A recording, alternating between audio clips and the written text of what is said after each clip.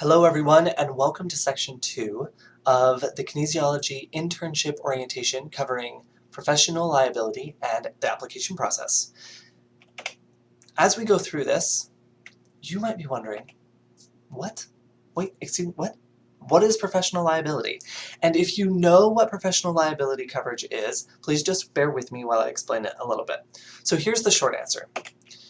If legal action is taken against you because of an incident at your work site, at your internship site, then you have insurance. You have liability coverage to cover the legal costs that might happen. The longer answer is this. Professional liability insurance is a policy that helps cover a mistake made by your business or a wrongful act attributed to your company. Professional liability insurance helps businesses weather the impact of a significant mistake that may cause harm to a client or customer. So it's saying we know that things happen, right? You get house insurance, home insurance, in case of a fire, flood, or whatever. You get car insurance in case there's an accident. As a professional going into a field where you serve individuals, you also want to be able to get professional liability coverage. So you might be wondering, so why do I need it? Why is that important? I'm a student. I'm gonna go and I'm gonna shadow. I'm not even gonna touch anyone. So why do I need it? Let's think through this scenario. Let's say that you're working at a site that helps individuals with orthotics, and your site supervisor just put a new fresh pair of orthos into a client's shoe and asked you to walk that person down and back from the hall. So you're walking down the hall, it's all looking great. You walk back and that person trips. A few weeks later, you find out that that person has decided to sue the site, and you're part of that. The liability coverage insures you, and it says that coverage is going to help you pay for those legal fees that are going to happen. But how do you get it? So one way is that you purchase your own. You might be saying, excuse me, I have to pay for one more thing. You don't have to, but you could. There are lots of different organizations, different memberships that you can become a part of that you can get your professional liability through, and then it will cover you for a certain amount of time. Some even have student rates that will cover you for like a year, so that while you're working with different individuals or as you're interning, then you have your own professional liability coverage. Answer 2 is that you could get your liability coverage from the university. How do you do that? First, let's talk about a few things. Learning agreements versus internship agreements, and being registered for the course. So what are all these things, and what does it have to do with professional liability?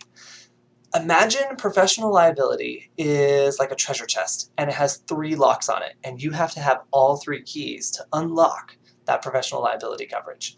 The first lock are learning agreements, and this is a non-legal agreement between the student, the site, and the experiential learning coordinator that says that each party is going to help the student in achieving their learning outcomes. That's the first key.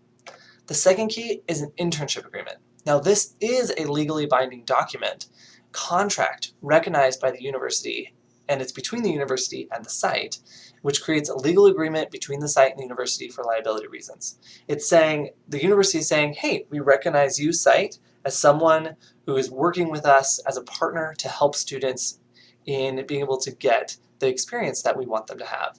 And it's also saying that while the student is there, the university agrees to provide liability coverage up to a certain dollar amount.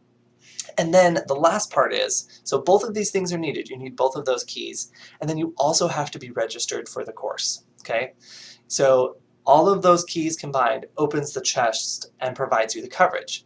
But that coverage only lasts for the term that you're in. It's that 10-week period. So if you think, oh, I'm gonna go and do this and I think I'm covered by the university during winter break or during spring break, that's not the case. You have to be registered for the course, and that happens between certain contract dates in each of the terms. So how does this apply to the application process? So I want you to kind of get ready, think about yourself, you're getting ready to do your internship. First, you need to find a site. That's the most important thing. Before you start this whole process, you need to find a site.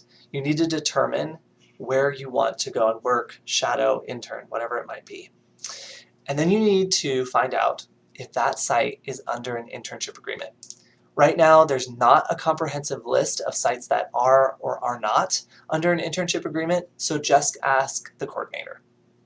If the answer is yes, that site is that you're hoping to work at is under an internship agreement, the process is pretty easy because that site has already been vetted.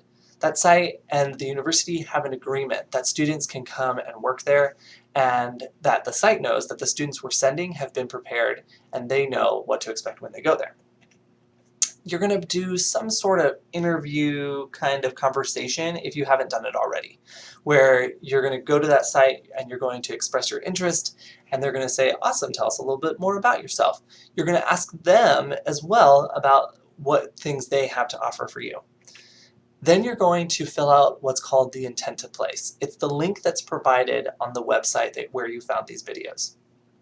And you go in there, you say, essentially you're saying, hey, coordinator, I want to get this started. Then you go through, you fill out your learning agreement. So you're going to say, this is the site that I'm going to work at. These are the things that I hope to learn. The coordinator reviews that. They're signed off. The site says, yep, we'll help them learn those things. And then you're given clearance to register for the course. Now, what if the answer is no? No, the site is not under an internship agreement. Now there's a couple paths that you can go down, but the first thing you have to do is an intent to place.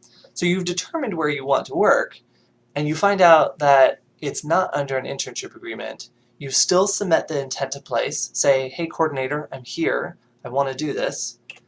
And then you might choose to go down the site approval process.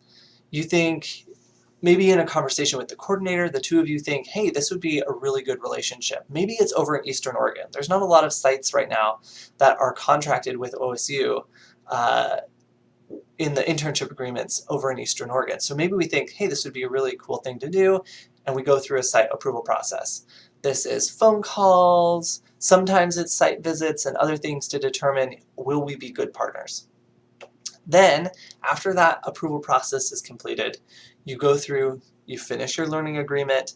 After that agreement is approved and signed by all parties, then you're able to register for the course. Now, please remember that if you go down this route, it's going to take time. And so, if you're thinking, oh, I'm just going to do this and I'm going to hop into it and all my problems will be solved, remember, it takes time to do the site approval process. Now, you could choose to petition for site approval without an internship agreement.